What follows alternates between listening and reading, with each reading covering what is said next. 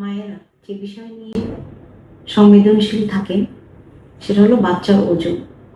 বাচ্চার ওজন যদি কমে যায়, নড়াচড়া কমে যায়, তাহলে অবশ্যই এটা চিন্তার বিষয়। তো আজকে আমরা ইন্টার ইউটেরাইন গ্রোথ রেস্ট্রিকশন বা জরায়ুর ভিতরে বাচ্চা যখন থাকে, ওজন না বাড়ে তাহলে পারছে না। আল্ট্রাসাউন্ড রিপোর্ট নিয়ে মা আসেন খুব উদ্বিগ্ন চেহারা, যে আমার বাচ্চা বাড়েনি, এখন আমি কী করবো। তাহলে আমাদের কি করতে হবে? রেগুলার অ্যান্টিনেটাল চেক আপের এটাই কিন্তু সবচেয়ে ভূমিকা, যে নিয়মিত আমি ডক্টরের কাছে যাবো, পরামর্শ নেব এবং চেক আপ করবো।